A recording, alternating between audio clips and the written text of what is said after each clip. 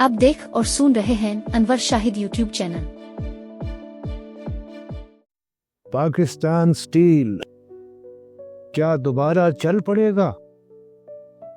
कौमी इदारा क्यों तबाह हुआ? पाकिस्तान स्टील से ये मेरा पहला वास्ता था, जिसे मैं अपनी सहाफती मसरूफियात में जल्द ही भूल गया। इसकी याद कई माह बाद ताज़ा हुई जब एक दिन बदरुद्दीन साहब से मुलाकात के दौरान उन्होंने मुझे बताया कि पाकिस्तान स्टील से 15 रोज़ा जरीदे का इजरा होने जा रहा है, जिसके एडिटर के तौर पर वो मुझे लेना चाहते हैं। क्या मैं तैयार हूँ? ये सुनकर मैं तो हक्का बक्का रह गया। बदरुद्दीन साहब ने एक दफ़ा फिर मुझे हैरत से दो चार कर दिया था। उनके पास ये पेशकश जाहिर है अस्करी साहब की तरफ से आई थी। सर, मैंने तो कभी सरकारी नौकरी के बारे में सोचा भी नहीं। अपने फौरी रद्द अमल का इजहार करते हुए मैंने जवाब दिया। इस पर वो बोले, ये नौकरी सरकारी नहीं, नीम सरकारी है।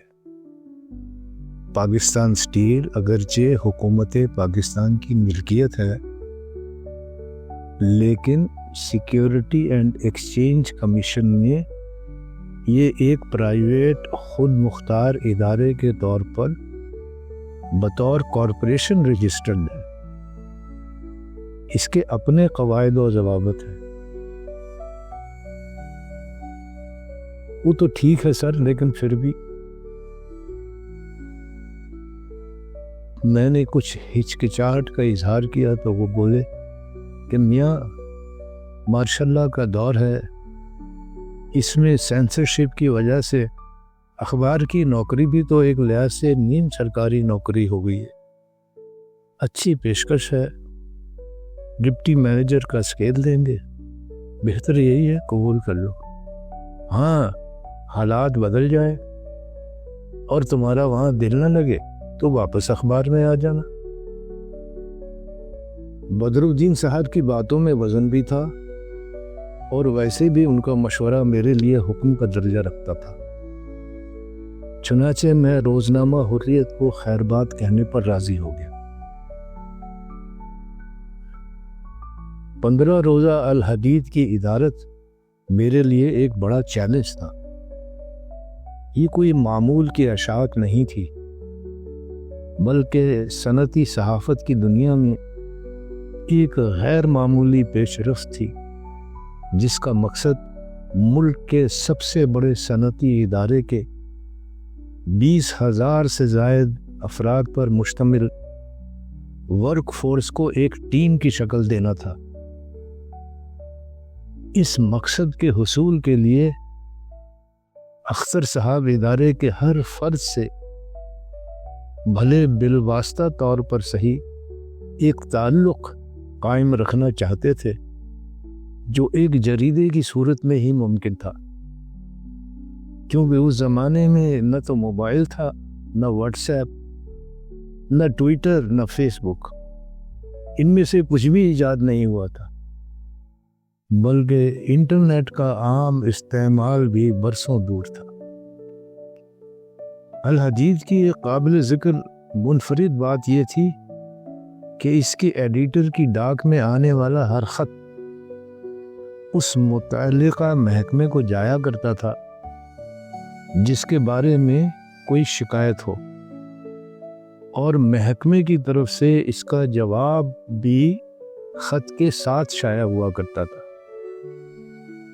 आमतौर पर यही जवाब आता था कि मसला पहले ही हल किया जा चुका है। दूसरी ख़ास बात यह थी कि अल हदीद मुफ्त में नहीं मिलता था, बल्कि इसकी सालाना फ़ीस थी।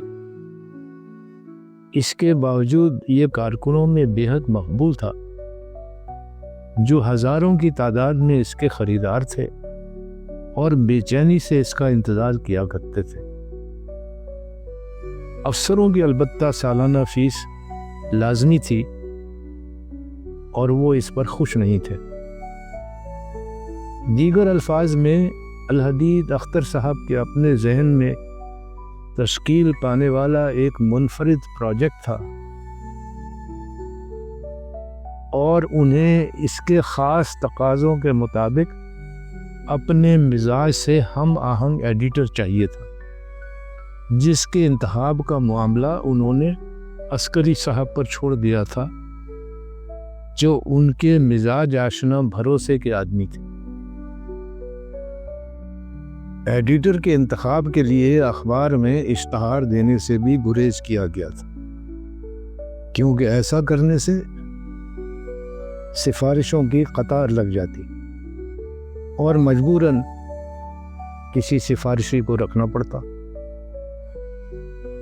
چنانچہ اختر صاحب نے یہ کام عسکری صاحب پر چھوڑ دیا تھا کہ وہ ضابطے کی حدود میں رہتے ہوئے اہلیت کی بنا پر ایڈیٹر کا انتخاب کریں۔ عسکری صاحب جو ریٹائرمنٹ کے قریب تھے، اپنے طویل تجربے کی بنا پر صحافت کی چھوٹی سی دنیا میں اکثر لوگوں کو ذاتی طور پر جانتے تھے، جن میں بدر الدین صاحب جیسے قابل صحافی بھی شامل تھے۔ چنانچہ ان کی وساطت سے یہ قرعہ فعال، جس کی مجھے خبر بھی نہیں تھی، میرے نام پڑا۔ یہ باتیں مجھے بعد میں عسکری صاحب کے ذریعے معلوم ہوئی، جنہوں نے خانہ پوری کے طور پر سلیکشن کمیٹی کے روبرو پیش کرنے کے لیے اور بھی 2-4 صحافیوں کو بلایا ہوا تھا۔